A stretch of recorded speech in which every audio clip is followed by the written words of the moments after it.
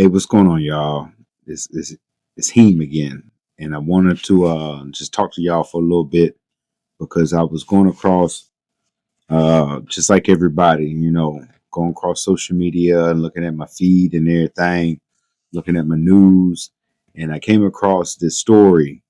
It was from a couple of years ago, but you know how social media be bring back stuff on your algorithm.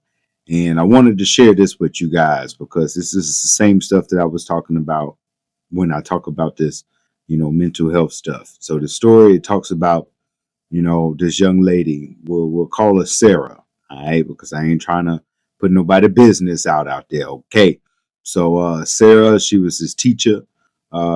She's about 34, 35 years old, staying out somewhere in Minnesota, you know. And Sarah, I want to bring it up because a lot of the things that Sarah was going through is similar to a lot of the things that we go through as people in today, especially as it deals with, mental health and how you deal with mental health, you know. So what I'm about to share, about Sarah, like her story, her journey represents, experiences that a lot of us face, especially during hard times, especially during the holiday time, especially during the time when we're missing people or things are going on. So I just want to share this real quick. So Sarah, again, she's this teacher. She's fairly young, and she enjoys teaching. And not only that, she enjoys posting a lot of the stuff that she does with teaching on her social media. So, a lot of folks, I guess this is why this story got popular. But, when you look at Sarah's, social media feed, it's really nice posts about her classrooms, about, her teaching. There's a lot of, hashtags. There's a lot of coffee shots, her hanging with her teacher friends, hanging with the kids, all types of stuff like that. It was like to the point, like her post was getting some pretty good views. You know what I'm saying? So it's like, nobody in this case will ever would guess that Sarah was going through something because online everything looked happy, everything looked nice, everything looked perfect. On the outside looking in, a lot of folks wanted to be Sarah. You know what I'm saying?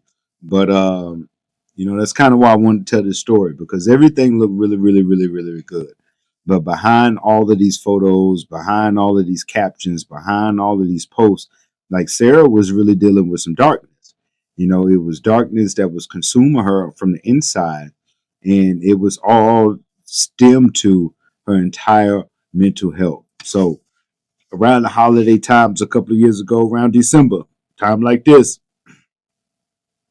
Sarah was chilling, just like any other day, posting things that's going on in her life, posting things about what's going on in her school, just chilling. But one day she got one of these phone notifications. You know how iPhones be. They'll put together all of these photos into a nice little album, put some music on that mug, and tell you that they got some stuff for you. So I think this was called as memories. So the iPhone was showing her some memories, I guess, from that time over the years. And when she was looking at all of these memories and looking at all of these photos, she started to get really overwhelmed because a few of those photos contain pictures of her mom from Christmases ago. Apparently, her mom got COVID early on when COVID was a big thing, and her mom didn't survive.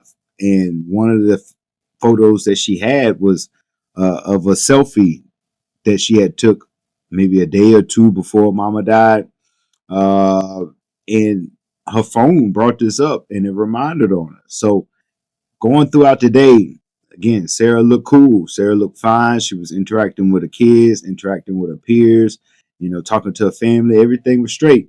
You know what I'm saying? But, on the inside, especially because you got to remember during these times, there's a lot of holiday parties going on. There's a lot of holiday themed congregation stuff. So, she had went to one of these events and she began to get very, very, very overwhelmed, you know. Next thing you know, ain't nobody hear from Sarah. All right, she stopped showing up for work. She stopped when she did show up for work, she stopped, engaging with the kids, but then she stopped showing up for work. Next thing you know, her family couldn't find her. She had been missing for about like a day. It was just a lot going on. The warning signs were there, and not only that, when they did report it to the police and people start really looking into it, they noticed that, when you look at the data on your phone, they noticed that there was some anomalies with the data. They noticed that she wasn't on her phone the way that she would usually be on her phone. She noticed that, even before she began to get missing, she had like Apple Watches and stuff like that. You know what I'm saying? So like her sleep patterns, when you look at the sleep app, your sleep patterns were a little off. They also noticed that, especially when talking with her job and things like that, they noticed that she was missing a lot of assignments, and that's actually how they got notified that she was missing work, because she stopped showing up for work first before she got missing from the family. So it was just a lot of stuff going on. You know what I'm saying? People look at her music playlist is really sad. So it was a lot going on. But turns out what happened to Sarah is that she was attending one of her school events, and there was an event, a winter event, a concert actually that had went on, and one of the songs in the concert was actually a song that she used to sing with her mom. Right? So when she heard this song, she started to get really overwhelmed. She started to get real nervous. She started to feel alone. She started to feel real sad. She felt like she wanted to get away and really get herself together. So a few days go by. Talking about maybe 2, 3, maybe even 4, 5 days. I don't know. But based on what the story says, a few days went by, and ironically, Sarah was out at some natural park. She was chilling, but she wasn't chilling. All right. She went to some secluded place that had this really big waterfall. All right. At this time, it was really cold outside, like a couple of degrees type thing. Also, she had left all of her devices in the car. So her Apple Watch, her phone, she turned the phone off, everything. From what we learned, that silence that Sarah was trying to seek, it was one of the first silences that she's felt, where she felt authentic. It's the first silence that she felt like that in months. For a while, this is what the story said, is that Sarah was actually contemplating to kill herself. All right. And let's think about this for a second. Because with her family, and her friends, and her peers, and her co-workers, and all of this, all these things, her popping social media, all these things, all the things that she used to collect her steps and her food intake and her sleep and all this stuff, right? All this stuff that she had going on, it couldn't spot what was really going on. So Sarah is out here, is almost below zero. She about to jump off this cliff into this big waterfall, all right? And some guy comes up. Turns out he's a park ranger. We'll call him Marcus, all right? So Marcus pulls up. He sees her out here being crazy. Excuse the language, but it is 2 degrees and she's out here with no clothes on over here by this waterfall. So Marcus, you see something, you say something. So he said something. And when he approached Sarah, she couldn't hear him at first.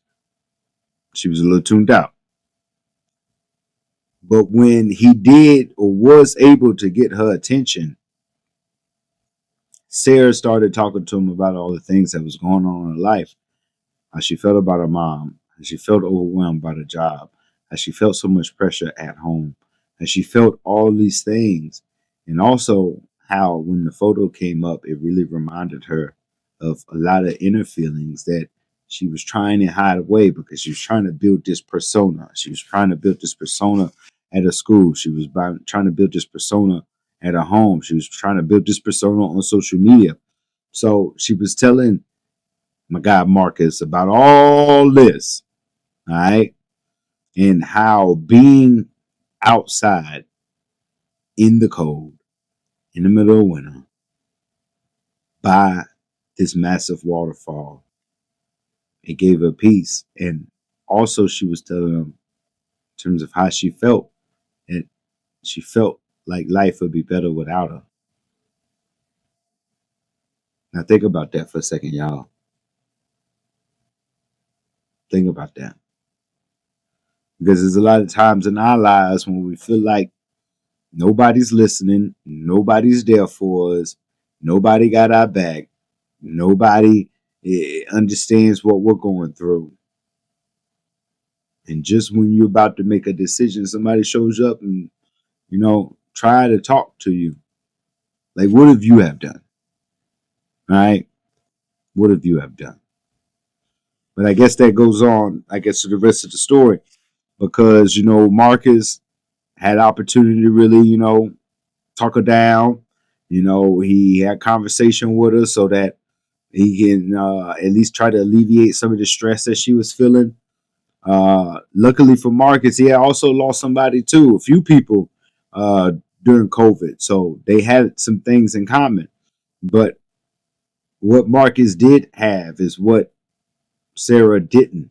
No matter what is good going on in your life, no matter what you got, feel like is going on for yourself, no matter what technology you got, you know, everybody needs help.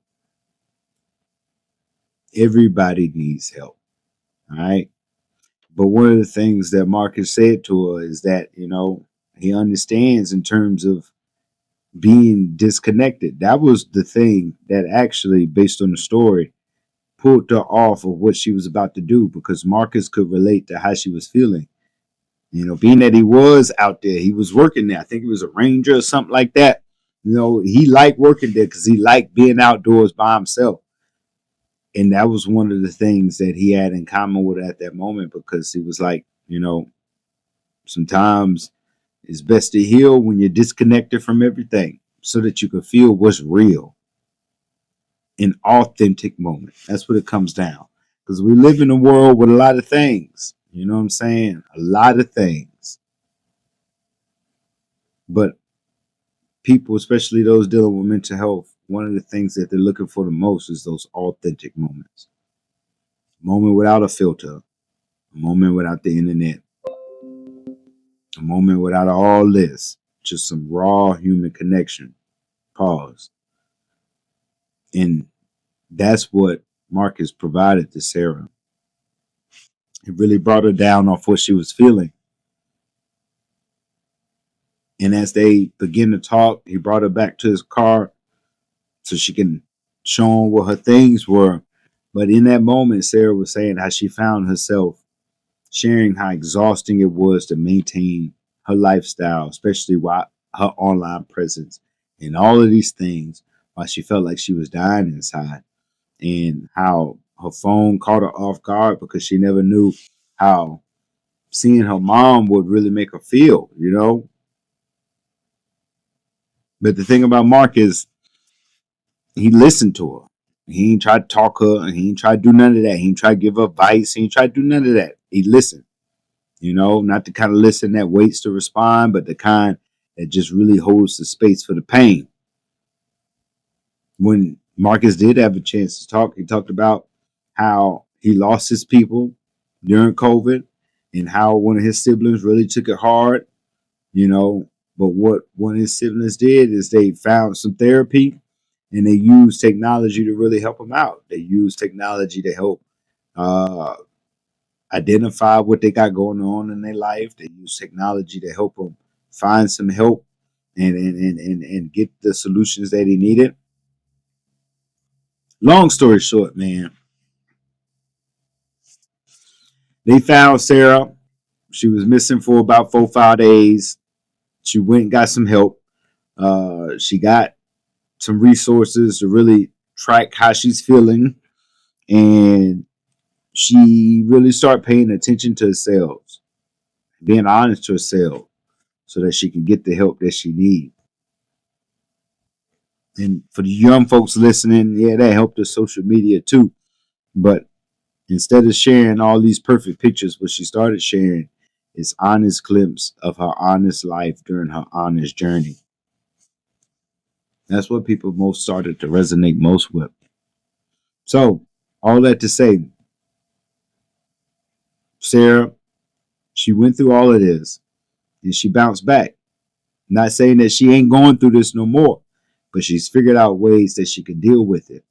And not only that, she's figuring out ways that she can replace some of this hurt and this pain and this depression and this sadness that she's feeling in her life. She's figuring out ways that she can replace it with something else,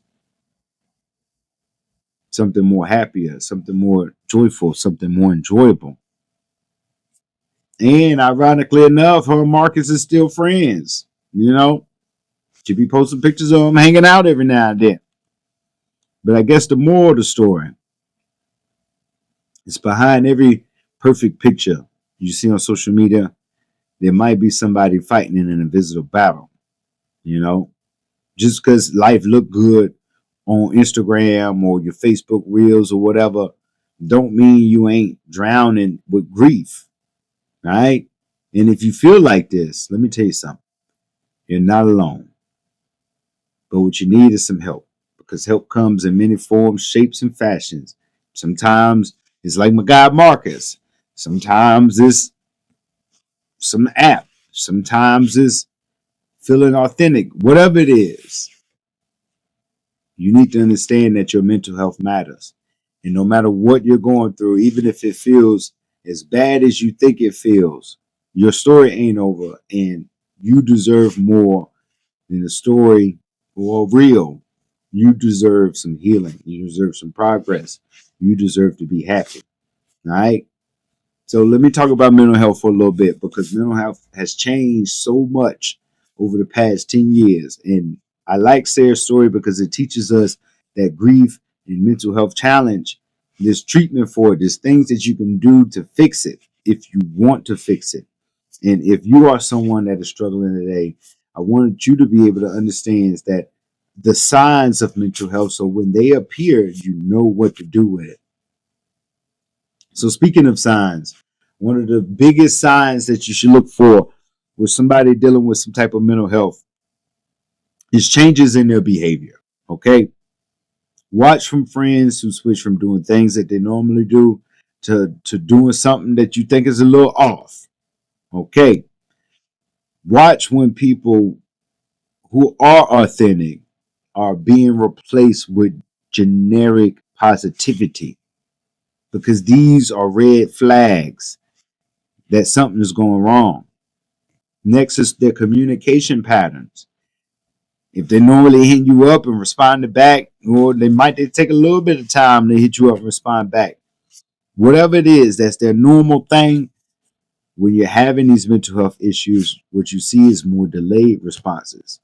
Yeah, it might have took them a minute to hit me back, but now it really take them a minute to hit me back. Yeah, when I do talk to him, he sound like that, but when I talk to him, he really talking about this. You know what I'm saying? So when you see these communication patterns being thrown off, when you're talking with them and they're doing different things, even when you're talking with them and they're saying different things alluding to their struggle and their emotional energy, these are red flags that they're going through something. Another major flag, especially when it's related to some social media stuff. All right. They're looking at all this sad stuff now. They up late at night, sleeping during the day, up late at night, just looking at all types of stuff. All right. Not getting no sleep. That's a major flag. Major flag. But what I want to let y'all know that, it's 2024, so there's a lot of things that you can reach out with, that you can get access with, that can really help you out. One of those things is something that I use, but one of those things is the My Mental Health Risk app. Okay. The My Health Risk app, it represents a new generation of mental health tools that are here to help you. It combines human insight with technological innovation, and it's not that difficult to work. There's a few things that the app offers is really easy to use, but they're very powerful things to help you understand what you're going through. First one, as soon as you log on and create an account, it provides you with an assessment so you can assess your risk, your mental health risk. Okay. So you can know where you're at on the spectrum. All right. That's one of the very first things. Next, based on your risk, it provides you information about resources in your area. Say your risk is high. It provides you resources in the area that you can go to so you can get some help. All right. And it also provides some checkups. So throughout the day, when you're doing what you're doing, you might wake up happy, you might wake up sad, but it checks up on you. So when you are going through something, it gives you information so that you can feel better. But that's just one of the tools. There are a lot of tools out there, but that's just one of the tools. Because another tool that's not an app is really making sure you're getting out there, one, and getting some authentic connections, talking with people, getting that physical or virtual support system, being in this community that can provide you the support, provide you with the resources, provide you with the information, provide you with the relationships, with the power of that personal connection that can you allow to be able to talk how you want to talk, express how you want to express, and get the help that you need. But if you are really going through something, I advise you to get some professional help. All right. It ain't like it was back in the day. Modern therapy has really evolved, and it combines a lot of traditional counseling with a lot of digital tools and resources. So there's something out there that can help you, whether you want to go in person or you want to do something virtual, or you want to do something half and half, or do something through text. I think there might even be some AI stuff. But whatever it is, you need to figure out the resources that work best for you. But if you're really, really, really, really, really going through something, I advise you to contact the crisis resources. 988 Suicide and Crisis Lifeline. They offer text, chat, phone call options. Again, the My Mental Health Risk app is something there that can help you give you some information that you need to feel better. But there are also local resources available that's in your community, moderated by mental health professionals that can help you get on the path that you need to succeed. Because mental health is not one of those things that it's a one and done. You can get some medicine and it can fix it and you're going to be happily ever after. It's not like that. All right? It's not like that. It's a journey. It's something that you need to take preventative measures to fix. And in 2024, there's a lot of tools out here, more tools than ever, that can help you support mental health. But the core truth remains. That truth is, you can only get help when you ask for help. So that's what I want to leave you with today. Because mental health, for some people, is on all the time. For some people, is in patterns. Whatever the case, if you're struggling, especially during the holidays, what you need to understand is that you need to reach out. You need to talk to somebody. You need to get some help. You need to get some resources that's going to help you feel better. All right? In today's world, there are a lot of resources out here that can help you. One of them as easy as the My Mental Health Risk app. All right? You download that app, and just by pressing a few buttons, you can understand where you're at with your risk, and you can find the resources that you need to help you. So as I leave you on this, think about Sarah, because Sarah's situation could have went a whole lot worse. All right? And Sarah is just like everybody. She just went somewhere and she was looking for something, just like everybody. All right? But instead of something happening to you, and instead of you trying to deal with these feelings, instead of you feeling this persistent numbness, Instead of you feeling this disconnection from society, instead of you always talking about, oh, I'm just bouncing back from one of these minor setbacks, instead of you talking about all this stuff, go and get you some help. Go seek a mental health therapist. If you mental health therapy ain't your thing, go get one of these apps like My Mental Health Risk app. Either way it goes, you need something to help you with your mental health. All right? Something. Because when mental health comes, it's going to come. Pause. But when it do, it's best that you have something like a mental health professional or like the My Mental Health Risk app that can help you identify these patterns, help you understand your personal baseline around mental health indicators, help you understand, things that can help you raise your conscious awareness, things that can help you identify these patterns so that you can understand these early warning signs of concern and get some help. You don't got to live alone. It's 2024. You don't have to live alone with your mental health. And if anything to take from the story, those dealing with mental health, I want y'all to be more like Sarah, but less like Sarah, because Sarah waited too late to get some help. Luckily, Marcus was there to help her out. But what if you ain't got a Marcus? What you gonna do? So that's why I want you to get some help now.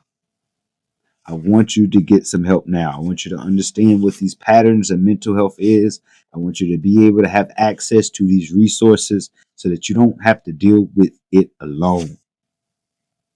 So that you understand these patterns or possibly begin to anticipate these patterns, but have a response to these patterns. So again, you don't have to deal with it alone. And with tools like the My Mental Health Risk app, you can monitor these patterns. You can track these things. It can give you information based on your risk. So you can know as soon as it's about to happen that you need some help. But whatever you do, you need some healing. Brother or sister, if you're going through some of the stuff that I'm talking about, you need some healing. And that's all I wanted to share with you today. This story about Sarah, because it really resonated with me in terms of folks dismissing how they feel, dismissing that inner voice inside them, dismissing, what's going on really in their mind. Because people depend on Sarah. Her family depend on Sarah. Her job depends on Sarah. The kids depend on Sarah. But Sarah don't feel good. So what is Sarah going to do?